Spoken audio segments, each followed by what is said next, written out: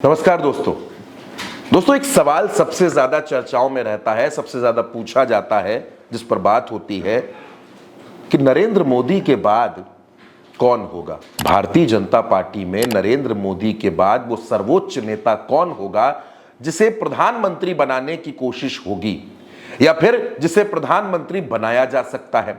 यह सवाल दो हिस्सों में बटा हुआ है और इसलिए बटा हुआ है क्योंकि 2025 के सितंबर महीने में 17 तारीख को प्रधानमंत्री नरेंद्र मोदी अपने जीवन के 75 बरस पूरे कर लेंगे और फिर बात होगी 75 साल वाले फॉर्मूले पर पॉइंट 1। दूसरी बात यह है कि 2029 में प्रधानमंत्री पद का चेहरा कौन होगा।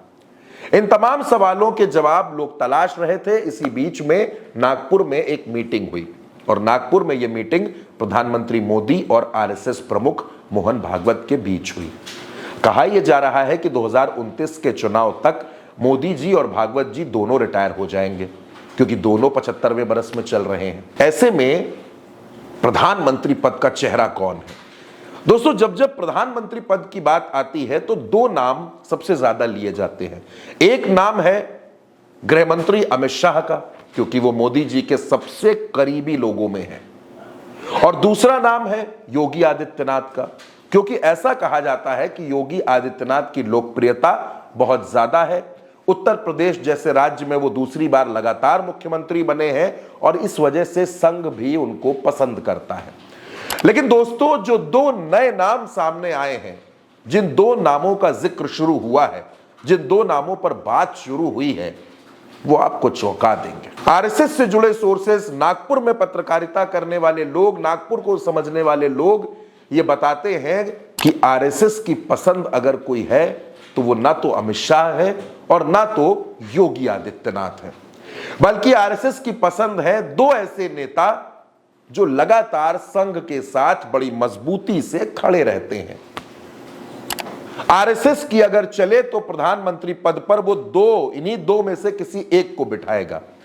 पहला नाम है नितिन गडकरी का। दोस्तों हाईवे मैन ऑफ इंडिया कहा जाता है, आरएसएस के बड़े करीबी हैं, भाजपा के राष्ट्रीय अध्यक्ष भी रह चुके हैं और नितिन गडकरी पर मोहन भागवत को बहुत विश्वास है। नागपुर के ही सांसद हैं नितिन गडकरी। नितिन गडकरी वो जो नेता हैं जो 4 जून 2024 के बाद से लगातार नरेंद्र मोदी की सरकार पर गाहे बगाहे बिना नाम लिए निशाने साधते रहते हैं। नितिन गडकरी ने बहुत से ऐसे बयान दिए हैं जो गुजरात लॉबी को असहज कर सकते हैं। नितिन गडकरी ने हाल ही में कहा कि ये मंत्री पद रहे ना रहे, मुझे इसकी कोई परवाह नहीं है, अगर मैं मंत्री नहीं रहूंगा तो मैं मर नहीं जाऊंगा। यह साफ तौर पर नितिन गडकरी ने कहा और कहा यह जा रहा है कि नितिन गडकरी आफ्टर मोदी आरएसएस की पसंद हो सकते हैं, पहली पसंद भी हो सकते हैं। लेकिन जो दूसरा नाम है दोस्तों, दूसरा नाम आपको चौंका देगा, देवेंद्र फडणवीस। जी हां दोस्तों, जब ये नाम हमने सुना, जब ये नाम हमारे कानों तक पहुंचा तो हम भी हैरान हुए। महाराष्ट्र के मुख्यमंत्री हैं, दूसरी बार मुख्यमंत्री बने हैं, आरएसएस के बड़े भरोसेमंद हैं, बड़े करीबी हैं, आरएसएस की विचारधारा को भी मानते हैं और सबसे बड़ी बात कि 75 साल वाले नियम से अभी ये कोसों दूर है, बहुत युवा नेता है ये। हालांकि उस नियम से योगी आदित्यनाथ भी उसके इर्द गिर्द नहीं है। योगी आदित्यनाथ भी 50-52 साल की उम्र के बीच में है, लेकिन फडणवीस और गडकरी ये वो दो नाम हैं जिन पर आरएसएस को, मोहन भागवत को अटूट भरोसा है, अटूट विश्वास है। आरएसएस को ऐसा लगता है कि नरेंद्र मोदी के बाद अगर इन दो में से किसी एक पर दांव लगाया जाए तो वो दांव कामयाब हो जाएगा।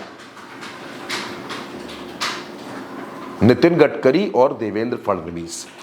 अब आपके जहन में यह सवाल होगा, जाहिर तौर पर कई लोगों के जहन में यह सवाल होगा कि फिर अमित शाह और योगी आदित्यनाथ का क्या होगा। दोस्तों अमित शाह आज की तारीख में गृह मंत्री हैं। आरएसएस बार बार इस बात पर जोर दे रहा है कि भारतीय जनता पार्टी किसी एक विशेष राज्य की पार्टी बनकर ना रह जाए। गुजरात की मैं बात कर रहा हूं। दूसरी बात, योगी आदित्यनाथ इन दिनों जो संकेत दे रहे हैं वो संकेत ऐसा लगता है जैसे राजनीति से अलग होने के संकेत हैं।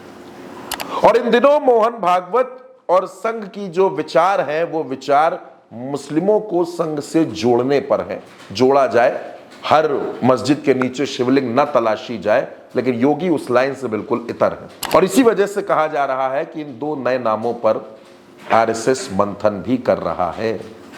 तो क्या मोदी जी के बाद जो दो नाम अभी तक हमने और आपने देखे सुने, अमित शाह और योगी आदित्यनाथ, उस फहरिस्त में ये दो नए नाम भी जुड़ते हैं, या फिर कोई पांचवा ही नाम आ जाएगा? इस खबर पर आप जो भी सोचते हो, आप अपनी राय कमेंट बॉक्स में जरूर बताइएगा। उल्टा चश्मा यूसी को सब्सक्राइब करिएगा, साथ दीजिएगा।